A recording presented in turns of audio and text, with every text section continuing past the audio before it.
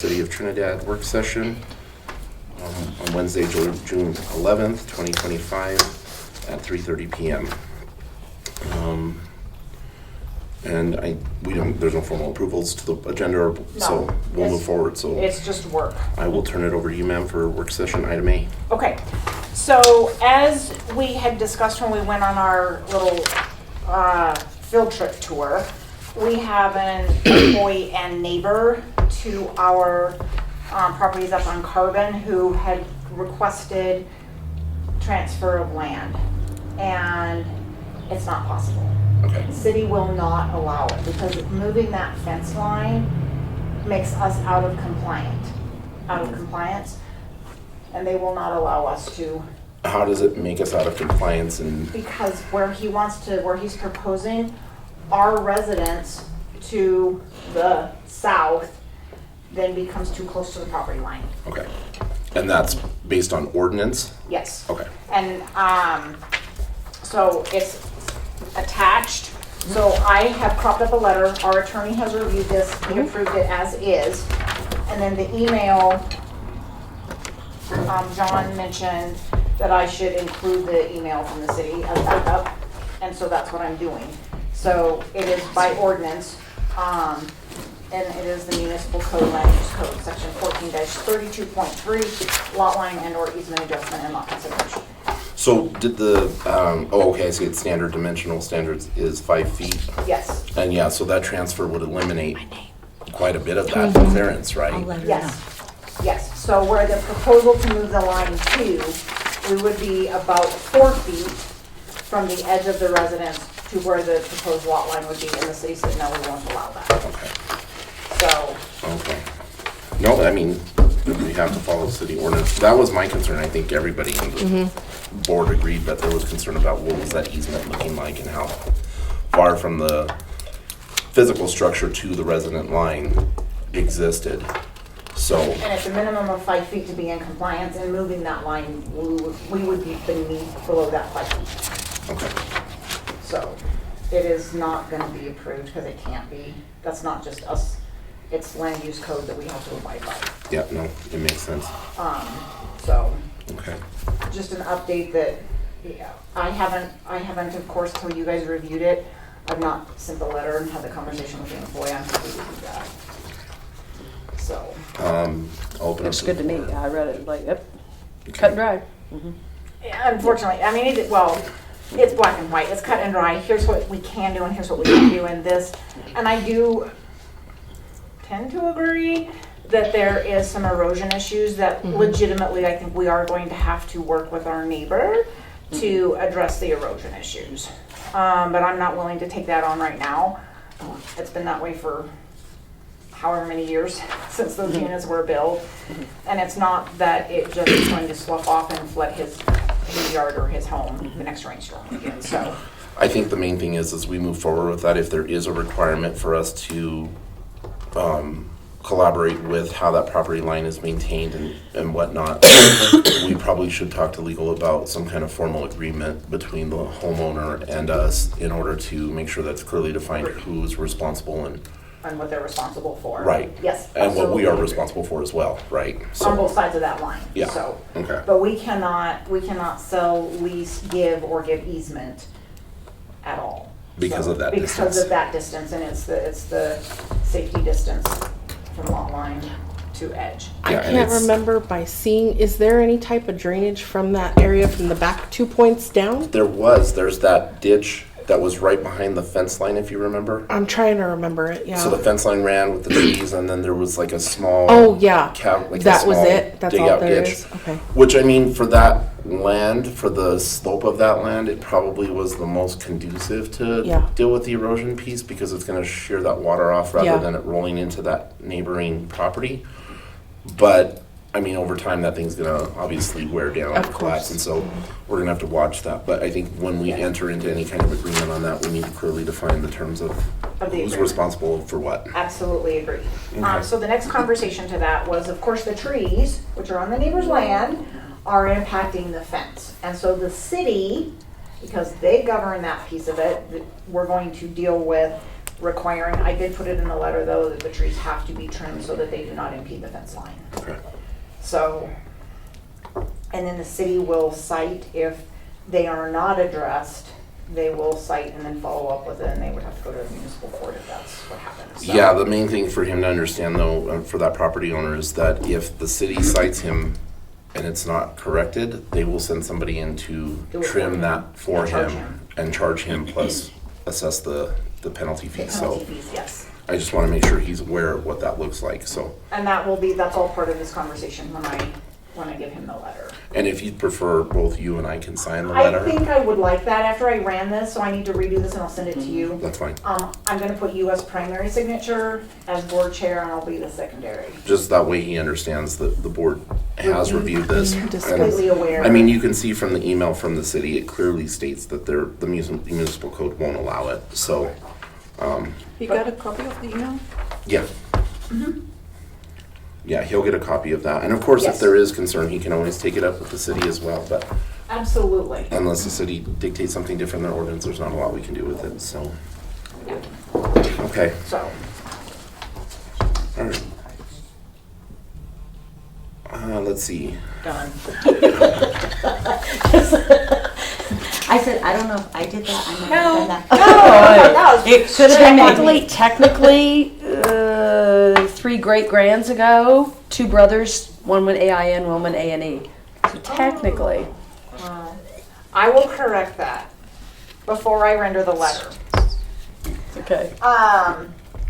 So any other comments, questions, inquiries on this topic? I mean, in the big picture, we heard, we listened, we were thoughtful, and we had a constructive response. So, I mean, that's... so And the we would have citizens- done it if it would have been Feasible. feasible. Yeah. If it would have been feasible, but it's Yeah. not, and so, you know.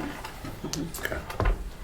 Okay, so also on our tour, we looked at the High Street property, that's the 300 block of High Street that is to the south of our fourplex that is over there. I cannot move forward without board awareness and approval to even enter into conversation with the current landowner.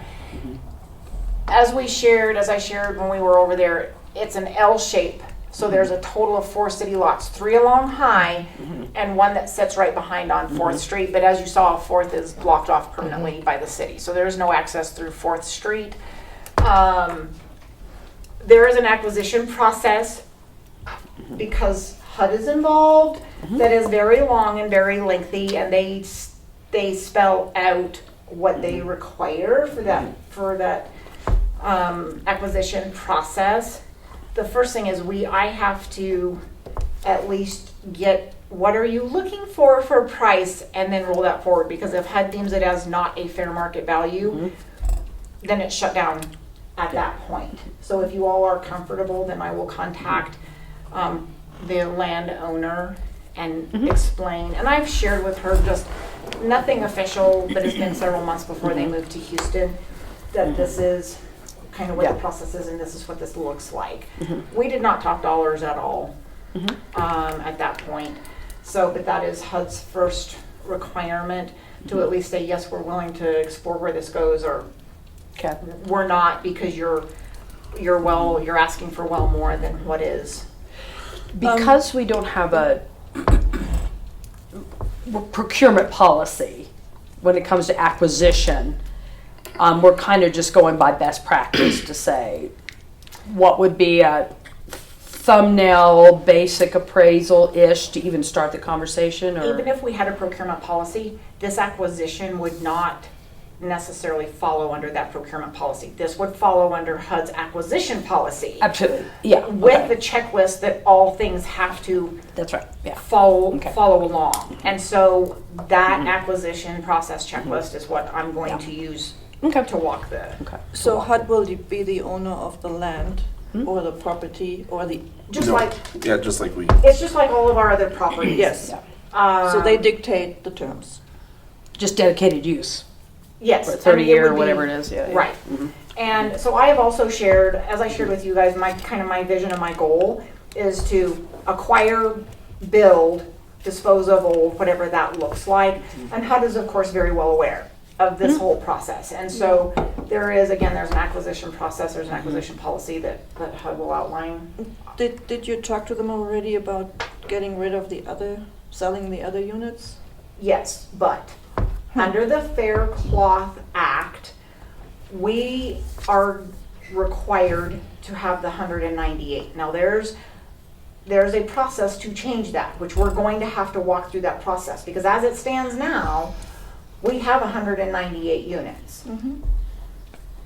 We will have to get approval from HUD to increase that Fair Cloth Act limit for us. Acquire, build, Well, that's what I was gonna ask house. I was just writing this down specifically because I don't know if the rest of the board knows, but we had talked about the MARC project, which is supposed to be an affordable housing multi-family unit. But the reality is that they're only reserving a certain number of those for the house voucher program. So realistically, are we by HUD required to do any kind of needs assessment? We've got so many units still offline that we can then lift that threshold from 198 to whatever Right. that number is agreed upon. Yes. Okay. Yes. If they don't agree to the new number for 25 units you want to build, can we then say, hey, let's build it, and then we take older ones out of commission and sell them? I mean, we need them, but if they don't approve We do, it- but the problem is that then it ties up her hands with HUD funding, because we can't technically use that funding without an approval from HUD to say that's what we're gonna use this funding for. Yes. So then we're basically I funding thought- that project from, Yeah, I thought two different avenues. One is just we have the budget and the new thing, and then the money for the sale goes to HUD and they fund it for that. Without us being the escrow, so to speak. I'm just asking how to, Yeah. I don't think that we would be allowed to do that. And we, separate from HUD funding, because we are 100% HUD funded, if we did go ahead and purchase and build, we would carry that debt load separate and independent from HUD. We would have to. We could not use HUD funding to help defray costs, pay closing. We couldn't use HUD funding at all. no, that's not what I meant. I just wanted to separate the processes and saying, this is the new construction, it's adding 25 units. If we don't get another 25 units approved, then let's mark the units that we can sell and have the proceeds go to HUD. I don't know how that Do you know? would work. I don't know, Astrid, how that would work. Well, HUD isn't gonna let you they're gonna make the decision on disposing them or taking the money back. Her and I were just talking about this earlier, and HUD's very funny depending on the situation. So, I mean, we visited with them several times on different things, the ones on carbon as well. So it's something to present to them. I mean, because Just if they come back and say, no, we don't want to increase, then we need to Right. figure out other strategies. I think though, if we do a formal needs assessment, if we look at the disposal of the properties on carbon, we look at the offline units, and we look at the projects that are currently either in the works or, yeah, but there's not enough But keep in mind, addition your to that housing. offline units are about to hit skyrocket. Now, we're moving now. We got the projects ready to move. Good. Asbestos is gonna start, I mean, and as they're doing, I mean, the domino effect, we're getting in there remodeling, she's lining that up now. I mean, we're already in the process Good. of going. So Yeah. once everyone's done and they're planning on booming them out, we're gonna start bringing them back online. Yeah, And and on I'm our not list. considering those because they are No, brand no, new no, units, no. so to speak. No, not No. at all. But I understand what you're saying, Yeah. but Sometimes, if something becomes vacant, instead of renovating it, sell it. sure, oh, it makes Yeah. sense. I totally understand. But it's Absolutely. only a pathway if we don't get the 25 approved. But let's go the way, I still Need think, assessment. yeah, I still think with the needs assessment, even if the unit line come back online, we're still gonna show a need for it, because Oh, absolutely. that MARC project's only gonna allot, what is it, 8 units total? It's 8 units for project vouchers. Yeah. Project-based vouchers. Our limitation with that, though, especially with new administration, is funding. Yeah. So we're already in shortfall. And so the likelihood of us being able to say, we're 120 grand in the red going in, HUD would reserve the right to say, you're not funding those, you can't, you don't have money. And if that happens, I don't know what it looks like on the Marks side, but we would likely, if we can't fund them, we will likely lose them. And they may go to another investment group, who knows? That's way out of my lane. But if we can't fund them, we likely would lose them. How But do you? the need doesn't change in town at the end of the day. The Right. need does not Yes, I change. agree. How do you come up with how much you subsidize? It is governed by HUD. So there's a formula behind that. At some level, yes, there is a formula that is governed. You always just take it, HUD says a third of your income. And That's for, it. Yeah, Right. but if I'm a landlord and I say I want to have $1,500 for my 2-bedroom and it's above market, HUD won't authorize HUD anything wouldn't that high. authorize that. so how do you go and get the market value and then you That's go where, off the- but see, that's where we run into issues with homeowners or people that have, apartment complexes getting into that programming, because they have in their mind what their break-even point is, and HUD's gonna pay either at or below the market value, and that's not a reasonable business model. They're losing money on that property. So, the federal government has allocation funding calculators and calculation formulas for everything, and so, yeah, that's where the problem lies, is that you've got homeowners that probably would do it, but they're losing. The other thing is to keep in mind, HUD is on they're looking, the numbers, the dollars that they're approving now is what their calculations are based on 5 years ago. Yeah. So 5 years ago, we were pre-pandemic. Well, now we were just headed into the pandemic. So if the pandemic started in March, April, May, and into June, we weren't yet 90 days into the pandemic. Nobody had a good grasp on what that impact was going to look like. So when HUD says, your 2-bedroom, we're only gonna approve $1,100, I can't help somebody find a 2-bedroom, anything, for less than $1,500 to $1,800 right now. And your point is exact. The landowner says, no, I can go on the open market, I can get $1,800, I can get $2,000. I'm not going to go through the hassle to be funded by you guys. I think the other big piece to keep in mind too is that there's a major housing project that's starting on the south end of town, which Duran is leading, and that housing project is gonna drive 40 units. property values through the whole city up. Yeah. they're not The accepting timber any Section line. 8. And that's the timber whole rich thing. Well, the apartment. problem is that it's gonna drive everyone else's property value up, which means that the cost is We gonna go just up. talked about that yesterday. Yes, And we did. we're on a reappraisal year. My homeowner taxes mine tripled. Yeah, So, and Ours did too. I appealed them, I got denied because it's a reappraisal year. So, just personally talking from my own perspective. Same here. Melissa and I were talking yesterday, was it yesterday? Because we had our meeting with HUD. Yes. But we were visiting and I told her, I said, and the market for rental right now, it's anywhere from $1,800 for a 2-bedroom to $2,200. right. And so I watched the market as people are putting rentals up. She had 2, I think, there were 2 of them that There were called 2 you. landlords Our that had insurances called. have doubled, insurance prices, and a lot of people, I myself is in escrow. So of course, my insurance went up, Yep. my taxes are going up, my house payment's going up. So with that being said, all these people, and she took calls, this is what brought it up. We And I've have denied too, because we don't have, we're Section already, 8 people But- want to increase. But I do think it's a horrible benefit. It's not a benefit to us as homeowners, but it is a benefit to the needs assessment portion of it, because it will show that there's not enough affordable housing locally, You're which right will about give that. us that. Yes. But one reason why we don't lose these landlords is, and he hit nail on the head, he told her, he says, do I stop accepting Section 8? He said, because it's a guaranteed payment. Right. And do I go out and raise my rent and not know if I'm gonna get it next month?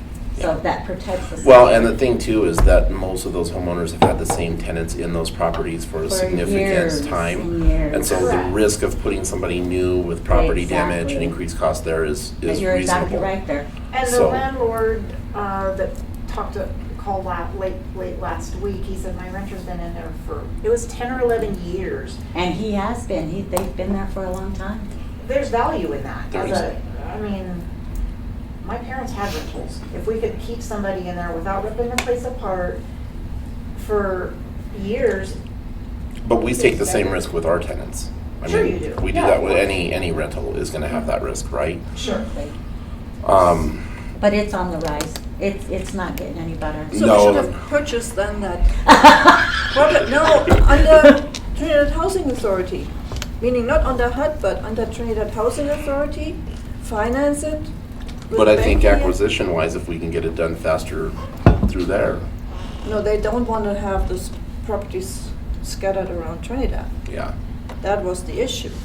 So, but we could technically, if we all agree on it, have Trinidad Housing Authority purchase a property, put 10% down or whatever the bank would require, and lease it out, because I did the math. You pay $1,000 in debt service for a $100,000 property, and you can rent it out, not for $1,800, but maybe for $1,200. You still are cheaper than the market, and you don't have to adhere to the HUD requirements of 30% of the income and stuff like that. But because we are primarily HUD funded, you have to get approval with HUD to be able to do that. And They so govern They everything. govern everything, because we are, and historically, we have been 100% HUD funded, HUD governed. So if we would, and it's not impossible to do at all, but if we're gonna look at how do we debt finance on our own, separate from HUD, they have to ultimately be aware of it, acknowledge it, and accept it. Yes, you're doing it over here, separate from us, but they have to know about it, because then if there's any cash flow across lines, Yeah. we're gonna get in trouble to do that. We're not gonna do that, because I'm not gonna place the agency at risk, but it is pulling them in at that point to have conversations, to say, here's what we're asking for. But there are other housing authorities that do that now. Yes. Like I've looked at several in the state that they purchase their own, they acquire their own properties, they fix them up, they rent them out, and they do Yes. the And they housing do that. voucher. Yeah. And Corazon Square is under Trinidad Housing Authority. We got the deed. Yeah. we do. Yes. Yes. Yep. Yes, it is. So are you guys comfortable with me moving forward to get basic information, say here's what they're looking for? Take that to HUD to say either yes, it's in the ballpark and we're ready to start talking and moving forward, or HUD's gonna say no, we're not, because it's too much Stop money. talking. Yeah. I'm Okay. comfortable, yeah, absolutely. Yeah, I think the longer we Maybe. wait, the more likely that property value is gonna jump, and, And then if we want it, we're gonna be paying for it. I mean, we're not gonna obviously stiff the property owners, we don't wanna do that, but we wanna give them fair market for it. Correct. But I also don't wanna put us in a position where we're eating through 30% more of the funds later than we can now. Correct. And it will not stay as a single-family home unit. It No. would be developed into an apartment complex.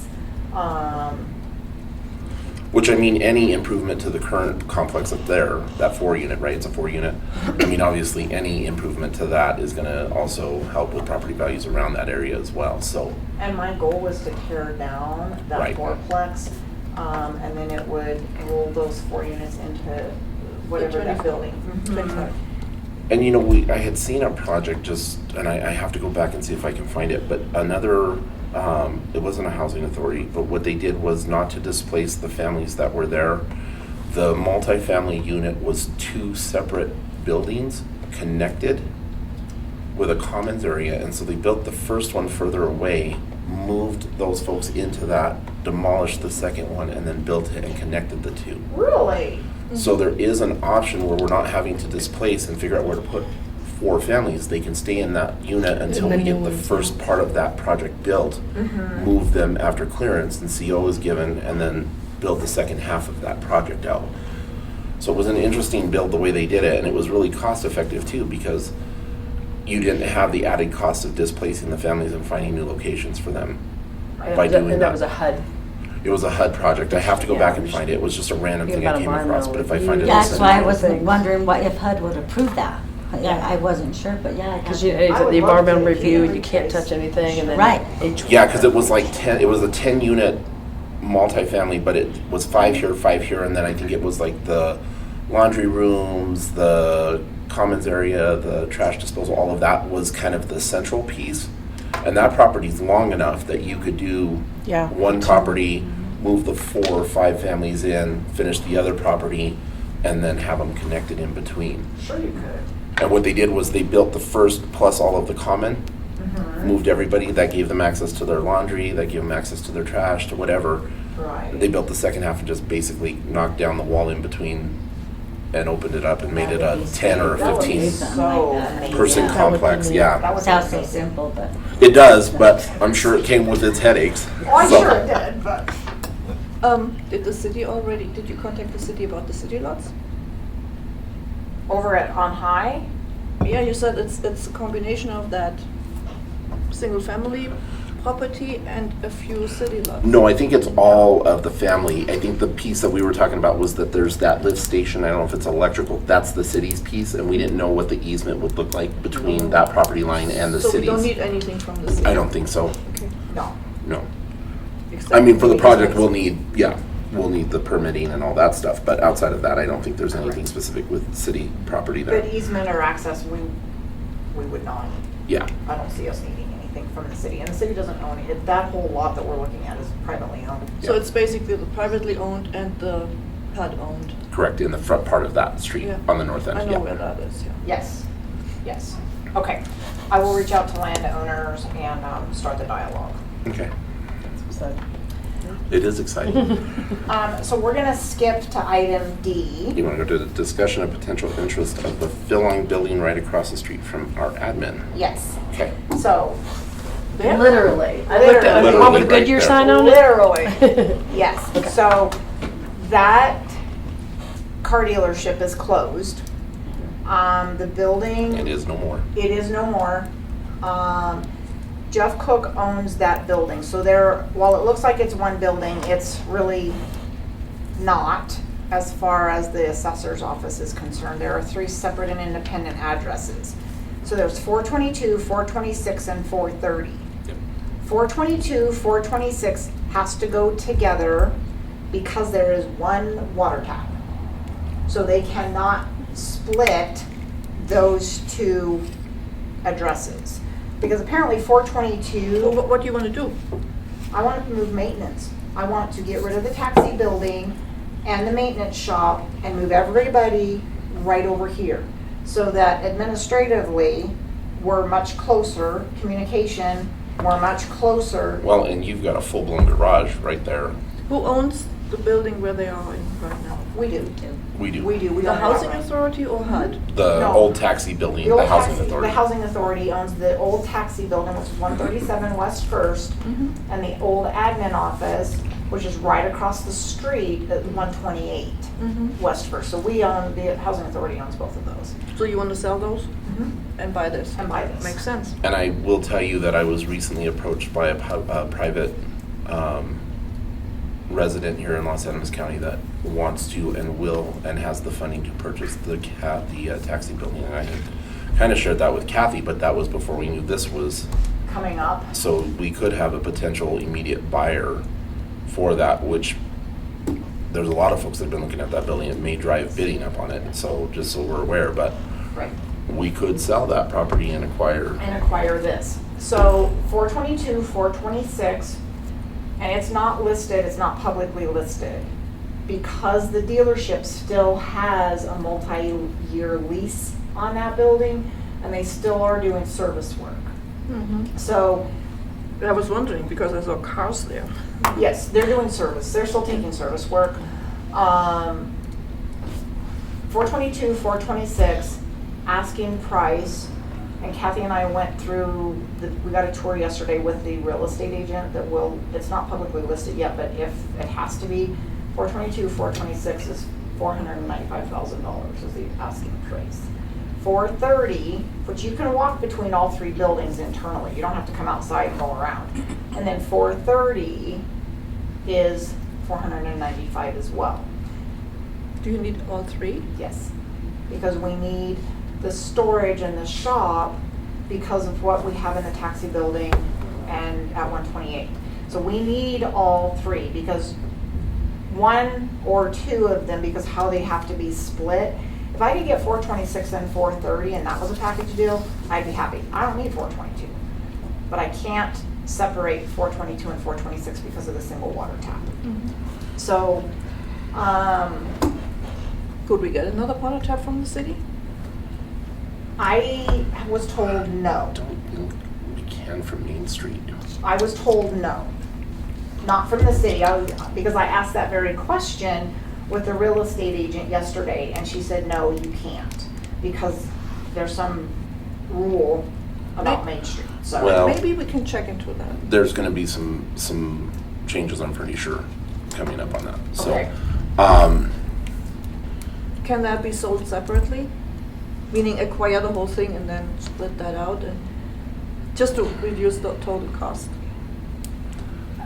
Yes, it's possible, but here's my thing. What if we sell it to somebody that becomes a nightmare neighbor and we're under the same roof, essentially, and we have a nightmare neighbor? And that's my concern, is if we could buy a water tap for $422 or $426, whatever it ends Or up lease it being, out. I would rather lease it out because I also have lease income coming in. Yeah, That's what I would rather do because it becomes an income funding stream. I'm not willing to pay right at $1 million for it because as it stands now, it would never pass an inspection from No. HUD's perspective. and it's gonna need a lot of renovation. Correct. So it's going to need electrical, the entire building would have to be rewired. That's partly why that store got closed down, because it's not gonna pass. They could not add the EV, the charging stations that they were being required to by their corporate dealers. So we would have to, the ceiling, because the roof has been repaired. It used to leak. Well, that has done some ceiling tile damage. That we'd have to rewire, replumb, or at least know that we likely would have potential plumbing limitations. And then we would have to insulate. There are broken window panes that would have to be replaced because I will not pass those. So it would have to pass, because it would have to have lights, heat, and water. It has to pass HUD's very stringent inspection checklist. And it doesn't, it wouldn't at this point. Now, does the acquisition of those 3 buildings also include the parking space? No, I figured that was a different No, plot that's of a land, different right? plot So of it's land, not so part of it's- that, they're selling that separately? Completely separately. Okay. And what they're talking about, according to the real estate agent that we talked with yesterday, they're gonna work directly, hoping to work directly with the city to make that public parking. So the lot goes from First to Main though, right? I know not the parking lot across the street, but First to Main, the entire building? Yes, so the total square footage of all 3 of those buildings is right at 33,000 square feet. Yeah, it's a big building. It's a Yeah. big, It's it a is a huge very building. big building. And I know Kathy had expressed her concerns around the storage, because if we lost the taxi cab building, where would we put all the equipment? So that building, do you guys feel would be strong enough or large It enough? said something about building, but that's where we kept our storage, that's where all our inventory But do you guys is feel at. like you'd have enough storage with that building plus moving maintenance and everything else into there? Yes. I think she What- feels very confident. I'm about very confident that everything that we have down the block, we would fit into that building. And now the 2 properties that we have, which is the old admin building and the current taxi cab, you want to dispose of those and Correct. sell? What do Okay. you think you get for those? Well, the admin building is pretty decent inside. I mean, it's not She some looked light up the renovations. So- She's got assessed values The on assessed those. value Actuals. on 128, which is the admin building, is just under $500,000. The taxi building is already, it is simply, it's a shell. It's a shell. And that's how, and there are no utilities on in that building. The reason we do that is because it doesn't become inspectable from HUD's perspective, as long as you don't have any utilities on in there. It is simply storage, inventory and storage, and it's where the trucks are parked, the fleet is parked at night. That salvage value is less than 190,000 according to the assessor's office. What's the space? I don't know, I'm gonna tell you, this is only, I'm just shooting darts in the dark, Astrid. The taxi building is probably 20,000 because there's 2 floors.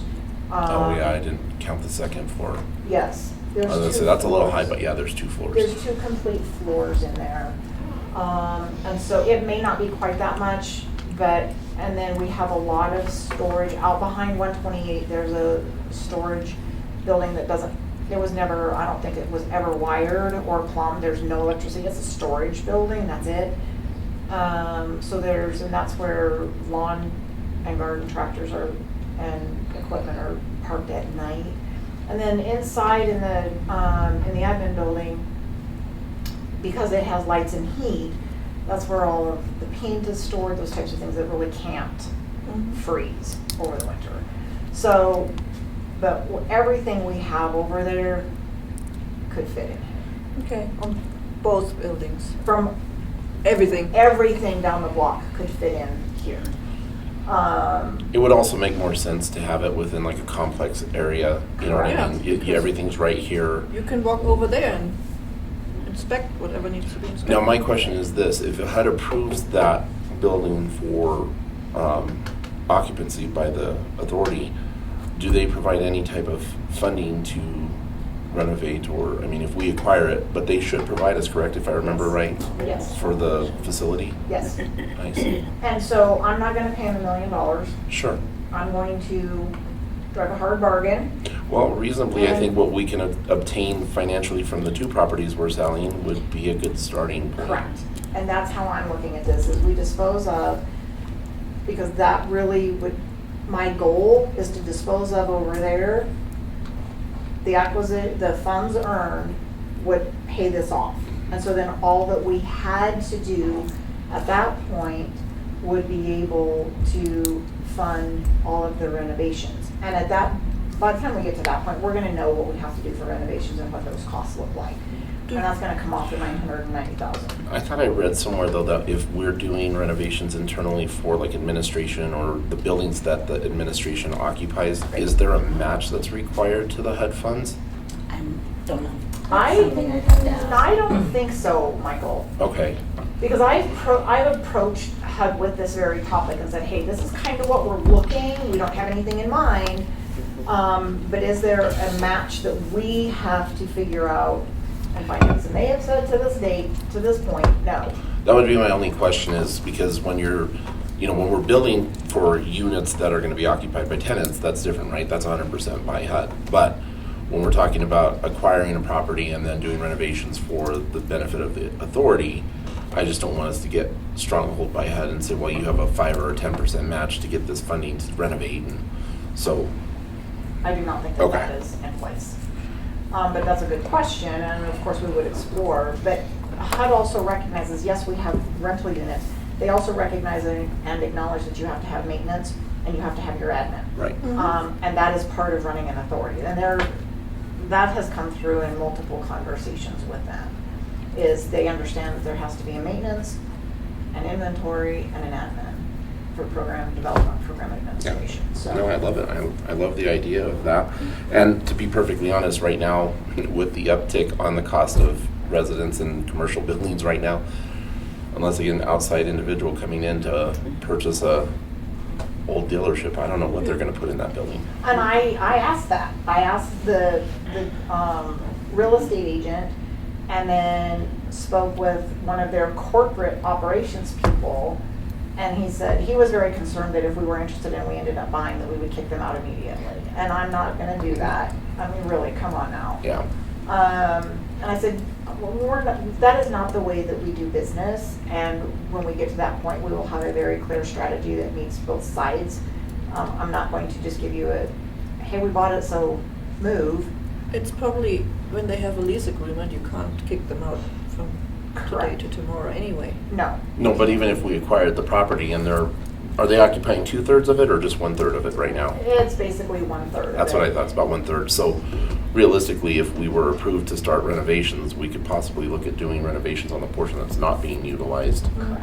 until But that then you need lease to term fund runs the out. acquisition prior to getting the funds from a potential sale. Correct. Right. You need to wait anyway till Yeah. you sell the other buildings. So I mean, there's delay in there. So we're not, I mean, Right. yeah, I wouldn't do business that way either. I'm not looking to kick anybody out. No, I'm not gonna do that. We're a small town, and What comes around goes around. correct. Yes. Karma can rise up and bite pretty hard if you don't do Absolutely. the right thing. So, I'm pretty excited about it. Just administratively, we would be in one complex. We would be much closer. We would have a much more direct and easy communication. We would also have an eagle eye on the comings and goings.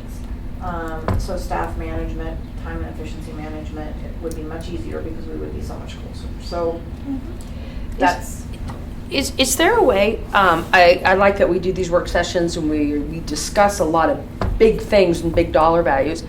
And for my comfort level, especially when people listen to videos or pick it up, is there a way we could even have that, an informal cost benefit analysis? Yeah. Very simply. A couple PowerPoint screens or from you that says, this is why High Street. This would be the plus, this in a very structured way that I could say, 2-page executive summary. Same with this here.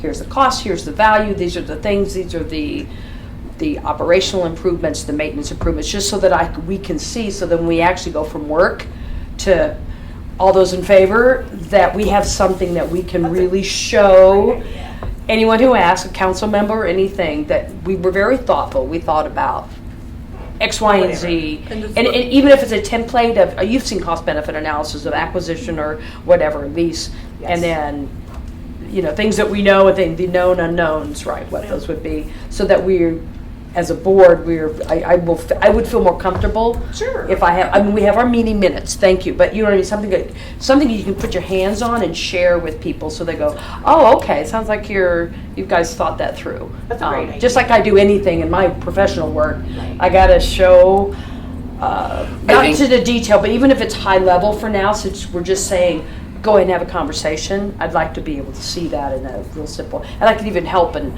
coming up with what those template things I'd like to see in the simple matrix of what we did. Yeah. And it's probably work in progress anyway. Absolutely, yeah. You don't want to put hours and hours and hours of effort in, but just to say, this is what we're all thinking, and go, yeah, that would be beneficial. this is the pros You and go, cons. Melissa. This is how it benefits the agency. Absolutely, yeah. So one of the other kind of wild ideas that was tossed about yesterday is 422, because that is already set up as an office, much more so than the warehouses. I have not even explored this, but we might be able to do project vouchers and then lease non-project vouchers for apartments as well. What do you mean by that? Complete conversion. Complete conversion of the 422 building, which is the white flat roofed. So if you look out the door when you leave, Yeah, straight across I the see street, it. the white flat roofed is 422. I don't know. Yeah, I know, you let me add it before she come out, I need a go visual. outside. I don't Wait a know minute. if that has sufficient city infrastructure to be able to do that. Yeah. What, it's units? You'd have to post Yeah, it. there's rental units. Well, listen, they did it with the French building. Which great. When the French building burned down, where the old garage and what was in that building way back, Kathy? Was it Gordito's restaurant on the corner there? Oh, yeah. It does. Over on Starlight Main and Street. Gorditos and Yeah. all that, yeah. So where the Space to Create is, the building Space to next door Create. was It the French started building. on fire. It started on fire about 17 years ago Oh, when I yeah. first moved here. Yeah, it started. And on it burned fire. down, and then the city got grants to renovate. They purchased that whole block, and that was an old garage too, where the Space to Create was. Yep. And all those apartment complexes on top, that used to be a business building and a hotel, I think, at one But time. it was, and actually, the big doors that we've gone into, Commonwealth right there, that was all used for part of the cab areas too, where they Yeah. used to do cabs down there too. Really? So, Yes. but right on the corner where you go up the street up on Combat, right there? Yeah. Is it Combat? That whole, it was a Starlight and Gorditos, it was Yeah. different things, but it almost burned down. Yeah. It started on Yeah. fire. From the Put that restaurant on the side of it. two-pager as potential. But she does have a really good idea, because Yeah. if you have to visualize it when you go in there, because I think at 422, right? On Yes. that far side. On that far So side. if you're standing on Main Street, it's not very far away. It's wide open showroom, huge, Yeah. enormous. Well, and the And other then she thing, could create an income. the other thing with that piece too is, and I was at the Colorado Counties Inc. Summit conference last week. That's where I was at Tuesday, Wednesday, Thursday. And DOLA was there presenting. And I had asked the question, because I know we had in the past, you guys had expressed concerns around not having enough certified abatement for asbestos and that. And so I asked the question of the director of DOLA, specifically, what is DOLA doing to increase the workforce in abatement of these, specific types of issues and concerns? And, but they're also heavily involved in the Main Street program at the state level and redevelopment of Main Street. And so there is potential to partner with DOLA in this capacity if we're looking at making that a multi-unit facility for housing, that DOLA might actually get on board because they also work with housing authorities to build rentals and Affordable yeah, rentals. affordable So, housing. one of the ideas, and I have not even, after Kathy and I went on a tour and talked to the real estate agent, because of the age of that, at least part of that building, I haven't done any research, but put it on the National Historic Registry. It is already. Is it already? Yes. That's what she asked me. and So I don't know if it everything- goes down that far. Let me put on the old economic development hat here for a second. She Okay. knows this. Everything from First Street to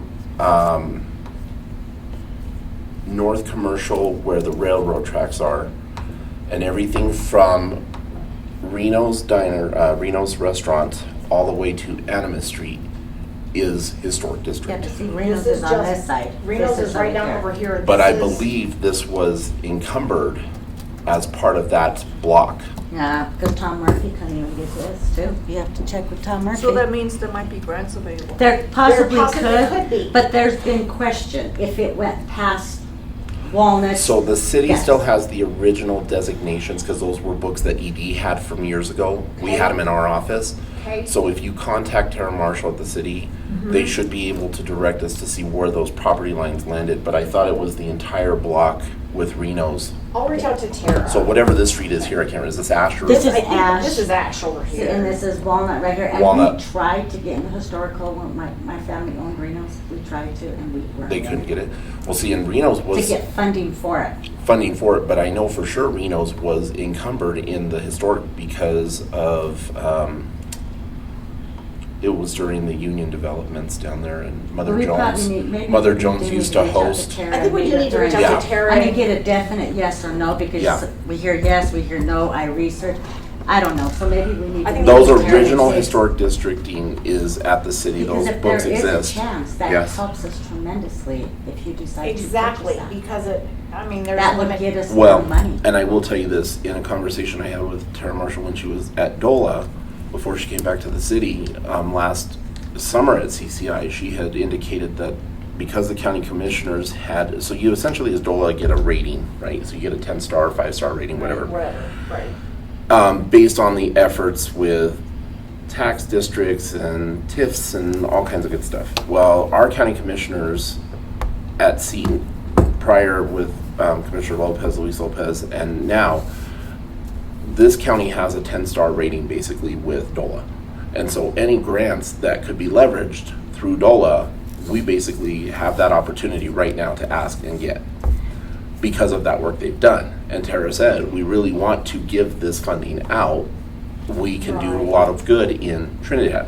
Now, her expertise in DOLA coming from there, and I met her counterpart who's taking over the region, but I think the city is gonna start looking at how do we leverage those DOLA dollars. And so if we as an agency can leverage that DOLA partnership and get that building outfitted for what your vision is, it will lend to the Main Street development piece that they're looking for. I mean, there's a lot of opportunity to pull grants from Main Street, Colorado, from DOLA. God, that would be amazing. Yeah, Yes. Absolutely. And above Main Street, Colorado, sometimes above that, you can go to Main Street national level and also pull down Mhm. funding in addition to whatever your state Correct. has access to. We did that in a prior employer where we were. now I very- will say though, we need to be very careful because nationally right now, Main Street projects are on the cutting block. Yes. So that's my understanding, is Main Street programs at the federal level are looking to get slashed. Oh, gosh. Yeah, it's a scary climate we're in right now. Yeah. But the premise of it with the Main Street programs is to bring more residential down to the Main Street so that the businesses begin to thrive down there. And so the idea of putting more residential right there Interesting. would be beneficial to the Main Street platform that the city is trying to build with the art district and with the businesses downtown. So, you know, I agree. I like your idea of having a more concrete physical, something that we can look at, that cost benefits analysis. But I think at the end of the day, there's a lot of opportunity for funding that we won't have to necessarily leverage all HUD funds to do, or, And this would not be HUD funds because it would be owned by us. I mean, that's. well, we'd the still, only no, thing. we'd still have HUD funds involved, because, HUD is your funding source. yeah, But, HUD's I still mean, the it'll funding go in source for Trinidad the housing, renovations and to get it's it up the and running. funding source. For the maintenance part. But And, then and for on the the- units, for the units, it would still be HUD, but it could be a potential that, like, say, for instance, we're, maxed out on the HUD allocation for the year, we could still pull those additional grants to finish that project so that we're not, because we still have other projects and other units that we have to care for with those funds, so, it would be a way to offset that cost. do you have to put that in a 5-year plan? The next one? Do we have Yes. to wait that long to pull funding? We have to, after our conversation with HUD yesterday, we have to start our next 5-year plan. Yeah, because we're due next year, right? Yes, so we have to, we're working on starting that next, and this would be added, yes, absolutely, it has to be added into the next 5-year plan. So now is the time, if we're going to even consider this, we do have to add that to the next 5-year plan. So, again, I just think that it's a great opportunity, and I don't want to just say, I don't want to do it. I want to at least get more information to bring forward to say, here's my idea, here's what we're looking for, here's, kind of a soft cost analysis of this is what we're looking at to bring it up to HUD standards for the shop part of it, and this is kind of concept to add for units, for rental units. One thing I would suggest is if you, as AD, can set a meeting with Tara and kind of give that visioning to her as city manager. She's on my calendar already next week to reach out to. I wanted to give her a chance to kind of get her feet underneath her before I just slammed her again. Oh, I think her with feet are more. well underneath her, so, So I will, she's already on my calendar to reach out and say, hey, can we do a meet and greet? yeah. And say, here's who I I think am. she'd be very interested to see how we can, one, partner with DOLA and the city, but also to leverage, because the last thing we need is another slum and blighted building sitting on Main Street vacant for years because we can't get it Correct. sold. Yeah. And I think that the other thing is, if we did it right, it would be very pleasing on Main Street.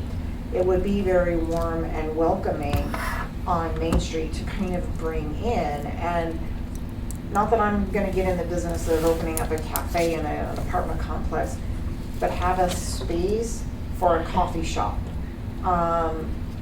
Because on this end of town, I was gonna say, the businesses kind of die off at they do. the end of Chestnut. And so if you have a mixed subsidized and non-subsidized neighborhood, I think it matters. Well, and I think the other thing too is to keep in mind, if they make that parking lot a community parking lot or a city parking lot for general public, people aren't gonna wanna park there and walk all the way down without having anything on this end. So we might even see development of restaurants and other boutiques and things like that on this end of town with that, so. So, a lot of it is kind of, I guess, dreaming big, but I just see a lot of opportunity, and I see how we make an impact, a positive impact to our community. Yeah, I think it's a great idea. I think meet with Tara, and I think, Okay. like Commissioner Crane is indicating, Yeah. I think a white paper would be Yeah. a great option. Just a simple white paper that kind of gives Yeah. us an outline of what the vision is and, I would say 2 pagers because that way yeah. it will get read.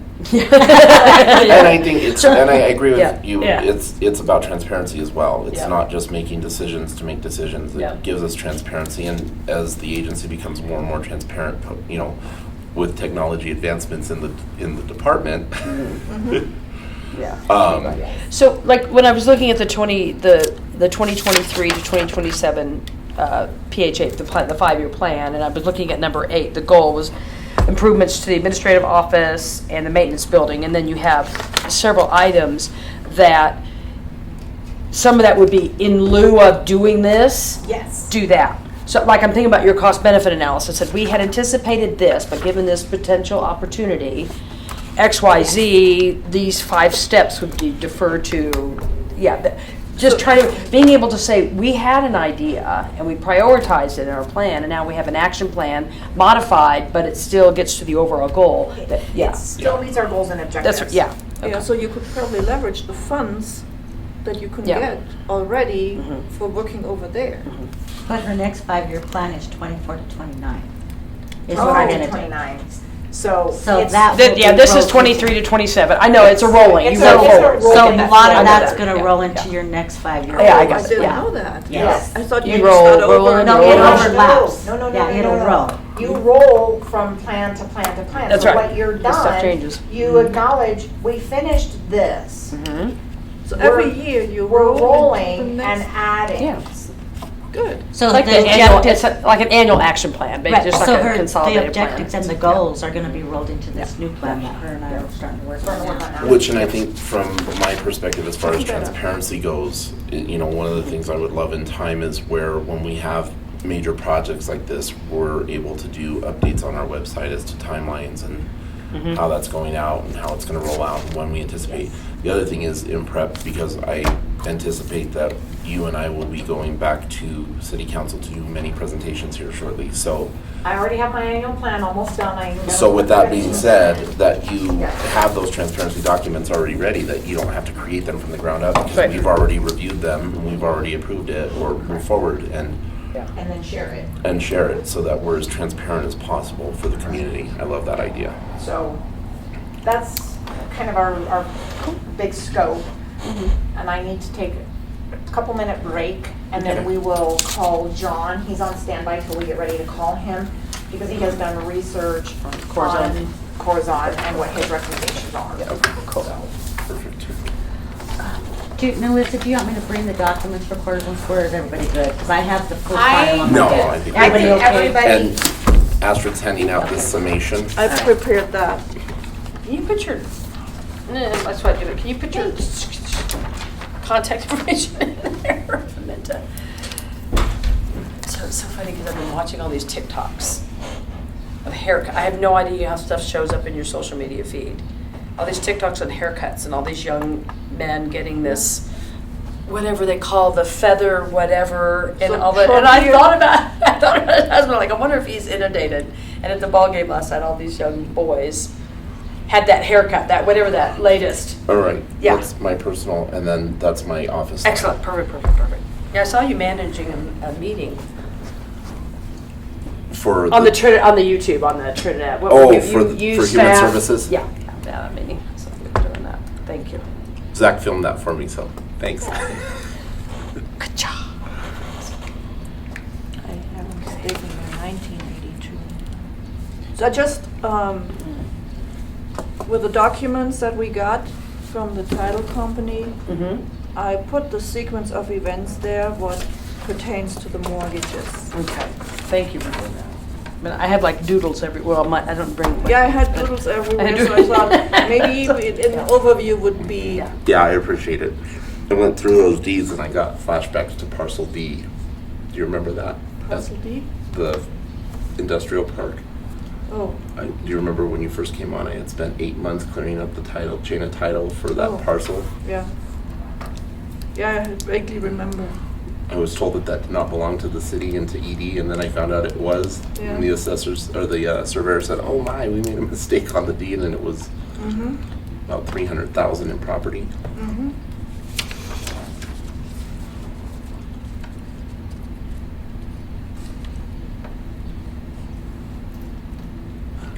The last line is not 2082, it's 1982. Yeah, I saw that. Sorry. That's in the future. That's Very optimistic. Yeah. so because we're gonna be on the phone with the attorney, I think we don't wanna be video because we'll be talking legal and strategy. okay. So I think we need to. This is just information based on what's in here that pertains to the mortgage that's on Corazon Corazon Square. Square. Yep. Nothing else. Okay. And it's in the name of. And John's on Trinidad. standby, so we can call him anytime. We can call him anytime, he's just waiting for our call. Okay. So, Is the board comfortable with then moving to Exactly. advisement with council? Yes. Yeah. Okay. Normally, traditionally, we would formally accept this as an executive session, but I'm not sure what the bylaw, I don't remember what the bylaws are for this session too. it doesn't. Confidential discussion. It doesn't address, our bylaws don't address a confidential work session. Another thing we need Another to thing. address. Item number 4,332. Right. So Why not? should we get in a regular session and then call it in? Well, because we didn't post an We didn't agenda for post an regular agenda for session, regular we session, so we can't. can't. Okay. We posted So, an agenda for work session. I think what I'd like to just put on public record, since we're on film, is that moving forward, if we're going to have to meet with legal counsel, that we post a regular agenda with an executive session and we move from work session to that Okay, in order to make sure we're compliant with Colorado Sunshine Law. okay. And technically, we probably need to ask John whether we can even proceed with that today, because we should have posted that. So we may just need to table that and have this discussion with him at the regular meeting. So let me call him and let's ask him that. Let's do that, please. Because I don't feel comfortable going into a private call with him until we've posted appropriately.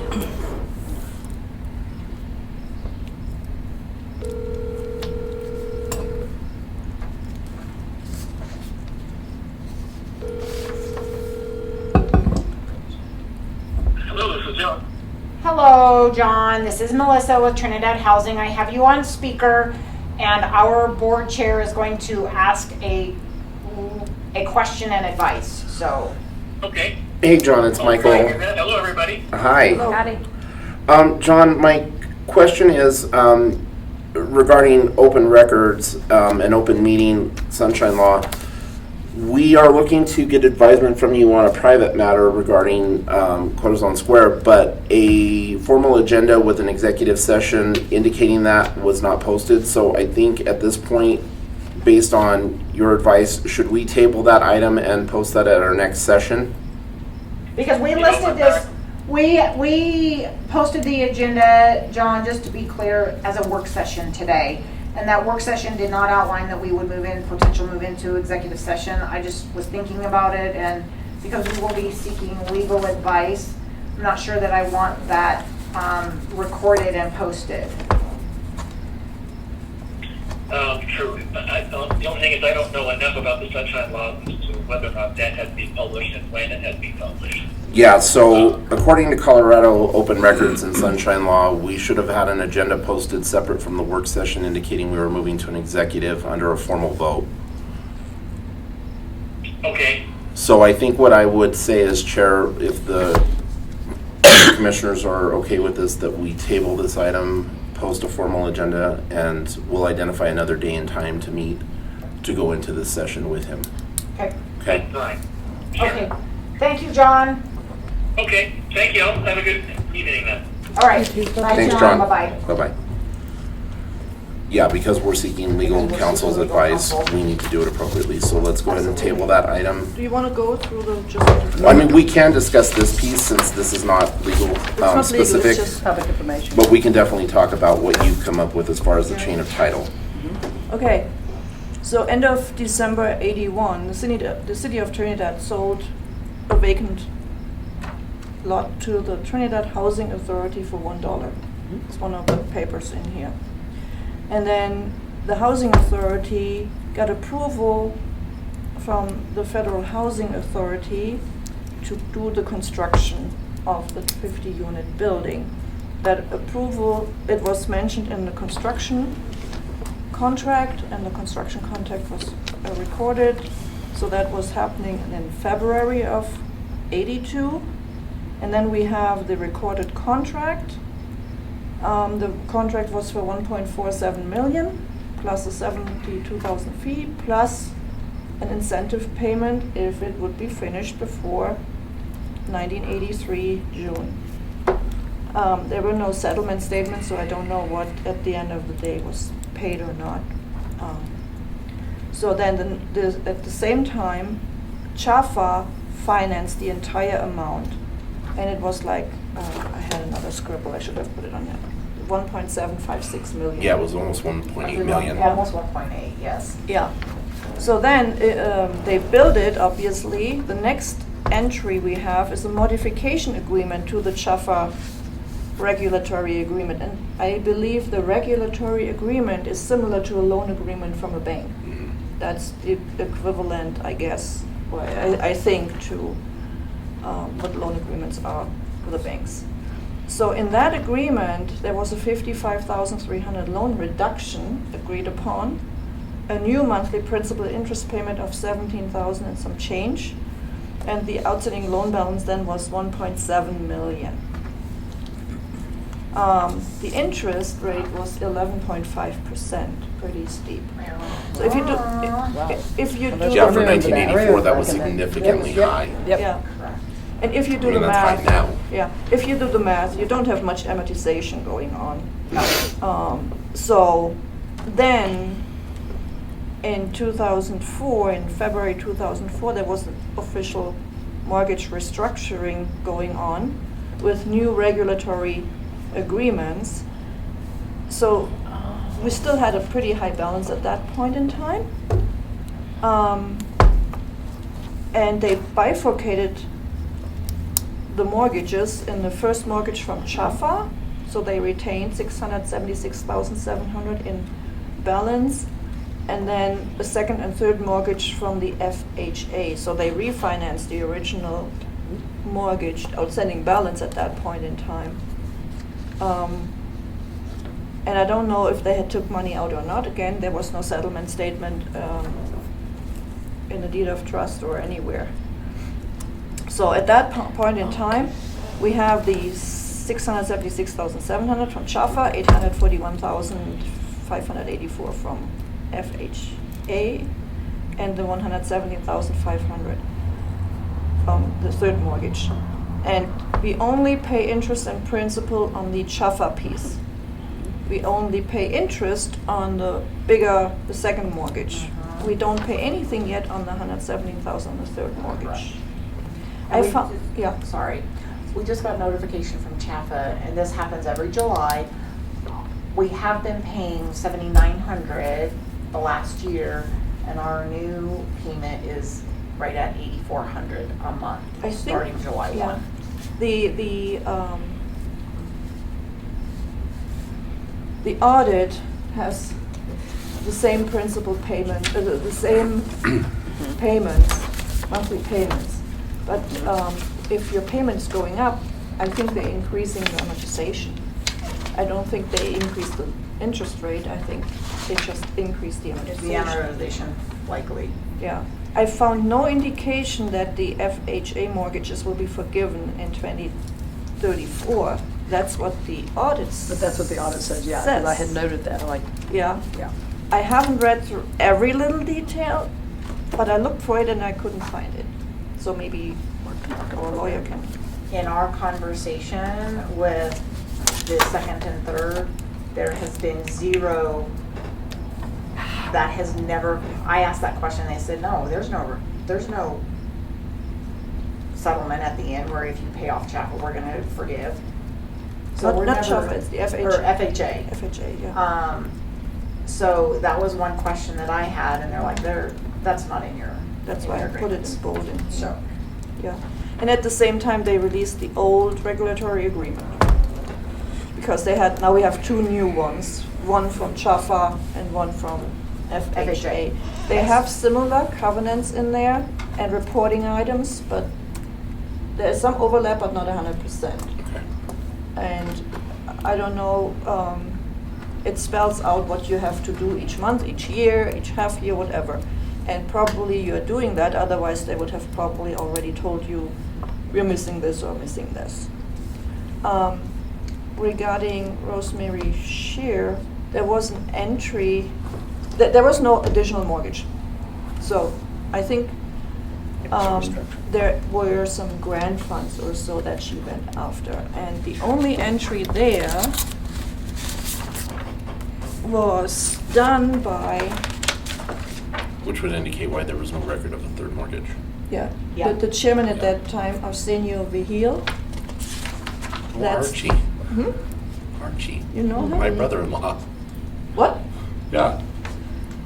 It doesn't, I don't know if it's, it doesn't have any dates in there. I didn't see that It document. just spells out that the housing authority has to maintain the low income, the affordability. the affordability, basically. right. Well, we have a person who was on the board that we can still talk to. about this. Yeah. Mhm. So I think she got some monies from, But it never indicates what she got. But No, no. no, there's no indication of the And I don't amount. think it's enforceable because there are no dates in there. Right. It There's just nothing. says, it's recorded that whatever money they get, that they need to be for the next 30 years affordable, period. That's the only thing about so, this. And then there is another thing that's in there, is the contract for the laundry. Yeah, the property shall be used for Jets. housing the above contract for described jets. beneficiaries Jets, of the above described rents for 30 years following the date of project closeout.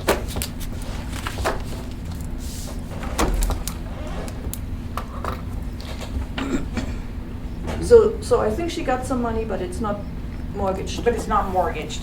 But see, there wasn't a date on there, so we had to go back and look at records. If I looked at it, I couldn't find it. Yeah, because this was entered the 14th of December, Exactly. 23rd of It's 2014. recorded, but it doesn't have. It was just recorded on that date. There's not a date when any Okay. monies were Any exchanged. Because we tried to look back to books to see, Yes. was there something in our bank account?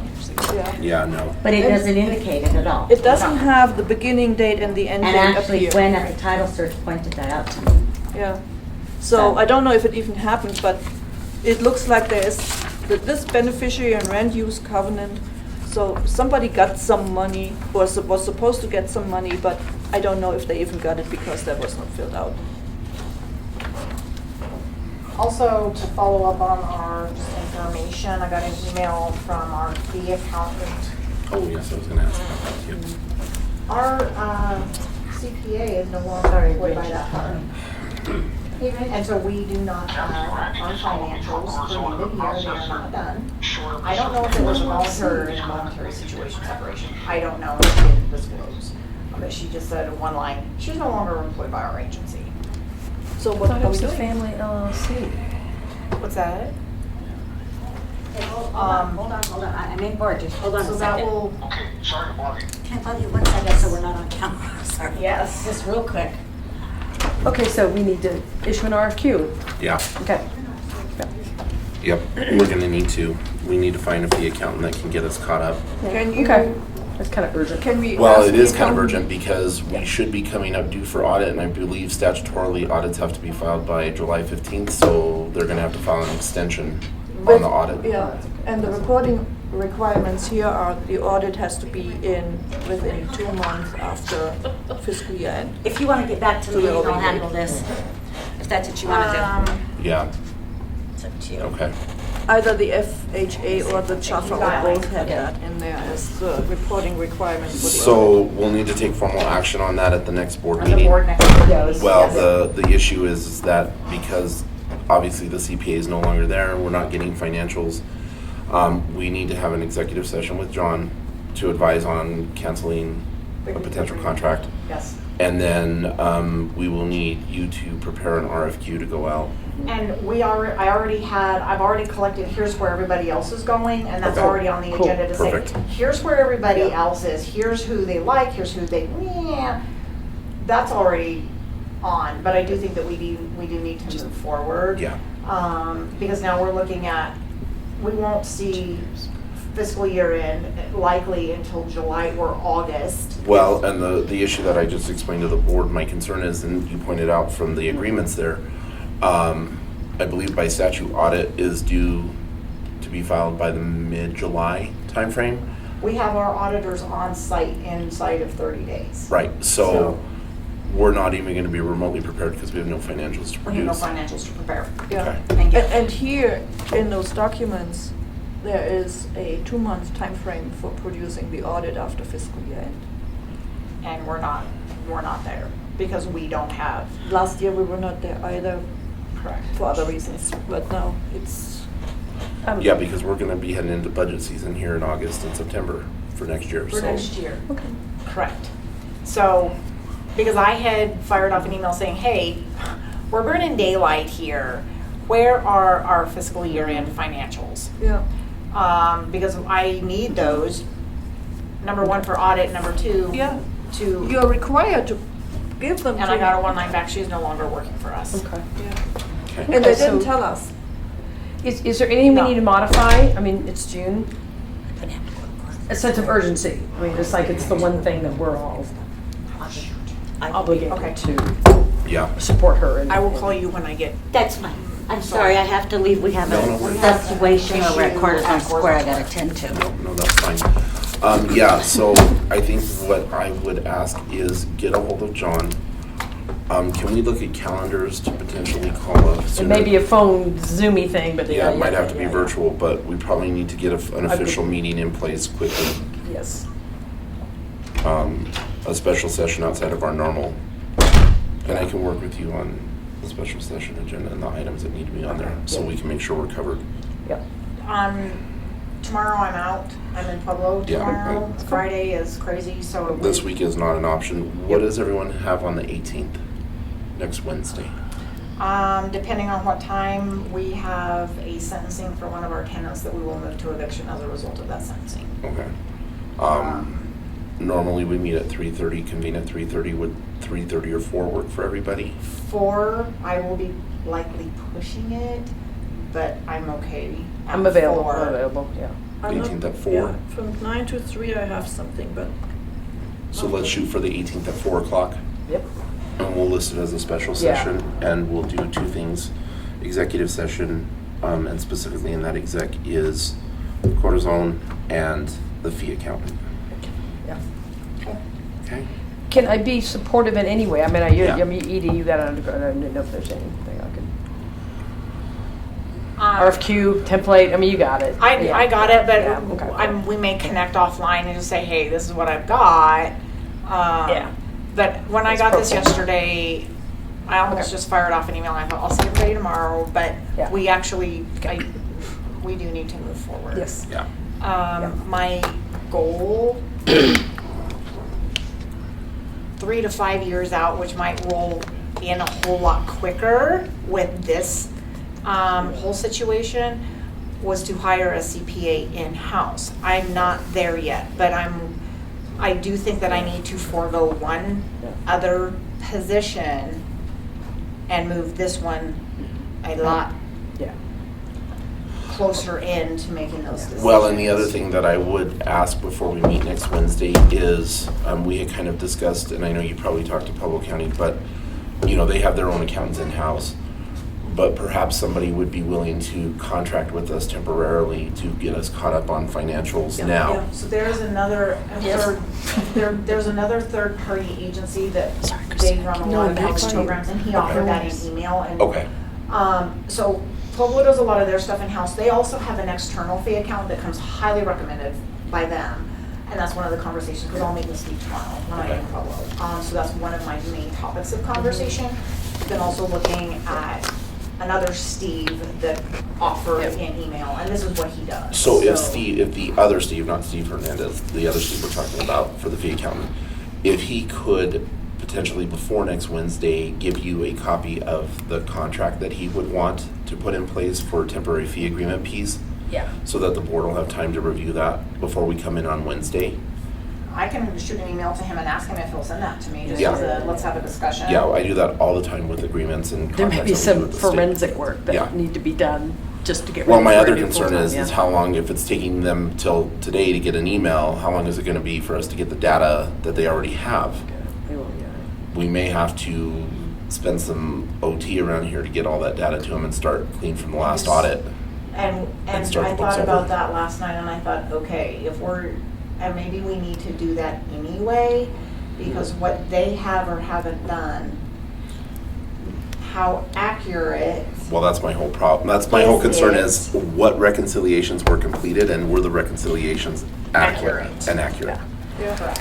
So So- if we can get a copy of a contract, a general contract that he would want, and if you can ask John before the next board meeting to review that contract and let us know if there are any concerns with that contract that he would see before we agree to anything.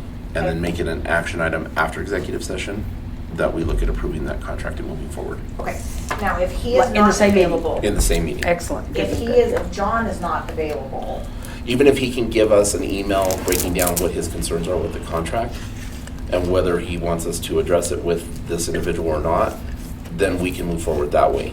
Okay. if he's not available, but if he can at least review it for us and let us know. Separate cores on square conversation if he's not available because he's in court or something else. I don't know. We may have We to table that piece again, but that's a bleeding piece as it is, so we'll deal with it when we can get to that. I think the fee accountant is a bigger issue right now, and if the special session is only on the fee accountant piece, then let's do that, but we cannot continue to go without financials. We're flying blind here. We're flying blind.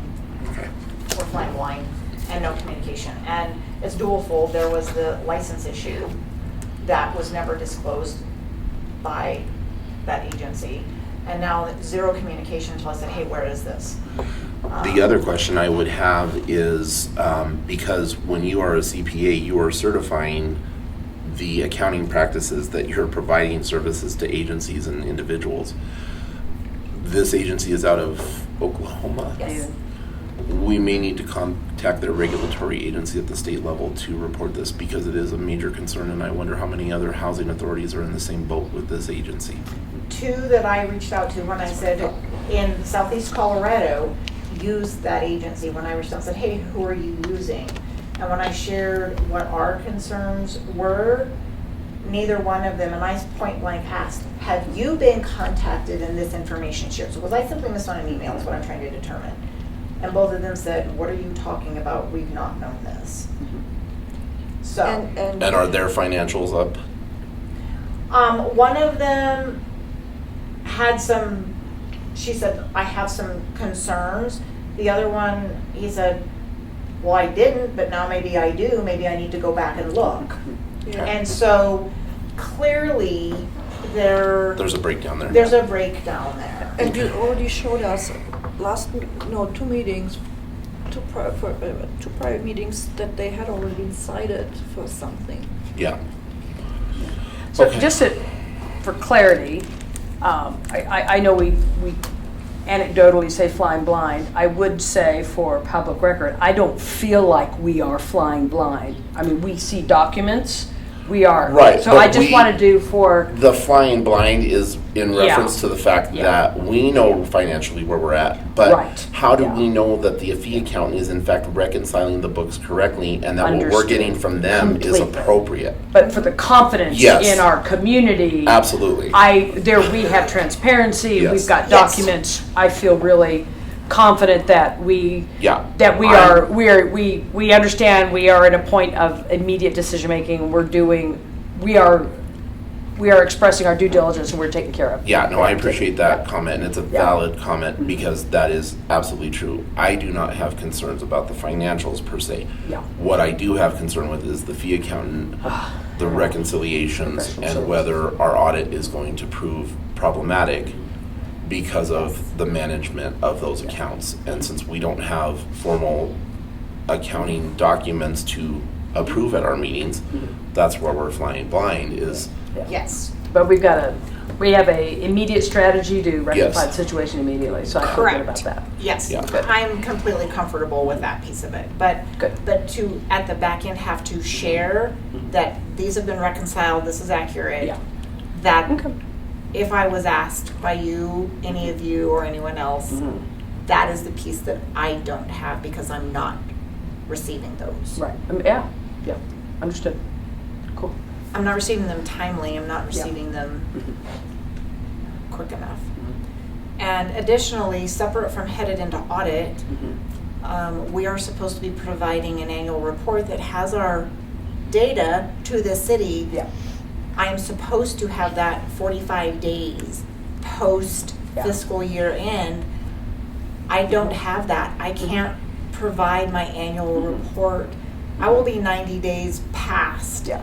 close of fiscal at this rate before I can provide annual report to the city. But I do think that when we provide that annual report, and if you need me or any of us or to attend, but I think we've had our fingers in the budget and the finances deep Yes. enough Yeah. Yes. that, again, we can explain to the city the concerns, but that we're Yes. addressing those concerns now. Correct. I think it's more important to meet the deadline, even if Yes. you say this is a partial. I'm going to give you a programmatic overview of what we've accomplished, an overview of our plan, our agency plan, our REACT score improvement, Right. and then we will subsequently provide the follow-up in-depth financials upon Receipt. receipt. Yeah, because that they- way we keep our deadline, And yet we say it's going to be a story in 2 parts. Yeah, and I'm guaranteeing right now to get a fee account in place Yes. and to basically start the books. If we get the data that we do get, I mean, they probably could go off of the reports we already have. Likely, yes. But my concern is we're probably looking at a good 6-month process to get those books up and running. If somebody has to do March in order to finish the fiscal year and they put their name on it, I Yeah. guarantee you, they look at every other month to Prior, make sure yeah. everything is correct, because I They wouldn't have put to. my name on it if it, Absolutely. I would not be putting my name on it As unless a I knew. CPA, unless that's and what you do. until You they- assume that risk. that means we have additional cost. Yes, we do. Yes, absolutely we do. So again, that's. We got a plan. After I had printed my agendas yesterday, but last night at home is when I was checking emails. So, but we do need to move forward in a completely different direction. Completely different agency, so. Okay. Yeah, and I'll work with Melissa on the agenda so that we can do both an executive and then an approval immediately Awesome. in that same meeting, okay? Okay. Anything else from the commissioners? It was productive. Thank you. Anything else from our ED? No, sir. Okay, then I will adjourn this work session for the Trinidad Housing Authority. Adjourned at 5:01 PM. Thank you, ma'am.